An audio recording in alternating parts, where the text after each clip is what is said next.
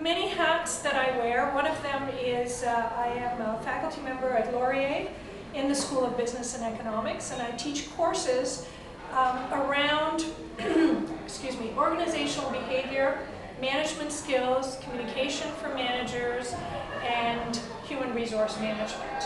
So for a lot of technical people, they refer to those things as SOPs. Giving feedback to people, constructive feedback. One of the things that I talk about with my students a lot is when you're giving feedback, be really aware that the tone, your body language, is probably 75 to 80% of the message.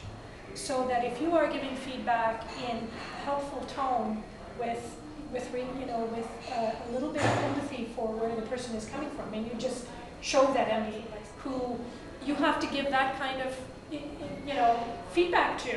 And again, keeping in mind, you're not their manager, their supervisor, their team leader. You don't really have any kind of official authority. You may have some unofficial, but what do you do in that situation? Is there a way that you can say to a person, I don't understand what you're saying, without those words? Anyone, do you think? Drawing little pictures. Drawing little pictures? I'm serious. Or the other thing, and if you do have some diagramming, that would help. Absolutely. Or if you have some process flows, absolutely, that would help. But there's another way to do that, and that is to confirm your understanding, or lack thereof, in the example that you just gave, right? You can say, okay, let's just recap what we just talked about and what we agreed on. Am I on the right track when I say this? This is what we agreed. These are the 3 points we agreed on. This is our conclusion in terms of where we're going, where the next steps are. Are we on the same page? And the person's going to say, did you not hear anything I said? I guess I didn't. Let's go through this again on the paper this time. So again, that's how you get around with writing it down, putting on diagrams and things like that.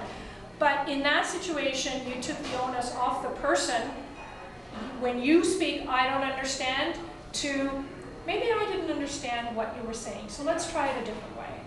And that's a lot less threatening and a lot less personal than saying, dude, do you speak English? Like, I don't get it. Like, what, what is going on? Like, I'm sorry, I don't get that kind of for yourself. Am I correct in understanding this is where we're going? You might have more luck in terms of not getting that person defensive and working together, because that's ultimately what you want to do. You want to work together as a team, even though there may be some very obvious differences to your roles and what you're doing. You are dependent on them doing what you need them to do. So how persuasive can you be in terms of let's make this a collaborative effort? Enough time on getting them to communicate effectively. And that's like 80% of my job. Huge. So people who can communicate effectively gain more respect. So I do community knowledge management work. So people who are communicating effectively in the community gain the respect of their peers, they gain the respect of their managers. So it's really a key thing. It's about how you are perceived by other people. Yes. If you cannot communicate effectively, you will not be perceived well. And how you get somebody to go along with what you want, or what you want them to do, is to understand where they're coming from. So you've got the audience centered. Who's your audience? How do I craft my message? You've got the issue of, here's somebody who's not directly under my control, but I need them to do something for me. And I need them to not get overly involved in the project, but to definitely meet my timelines, because you might also have the other extreme where you've got somebody who's not overly involved in your project, but not involved at all. And they hand it back to you and say, this is fine, but they haven't really looked at it. And if there's something glaring on there, it's probably going to come back to your table, not theirs. So too much versus too little versus I'm not really interested and go away because I've got deliverables that I have to worry about. Okay? And all of that is related to understanding motivations and where people are coming from, what they need, so that you can craft your ask based on what they need.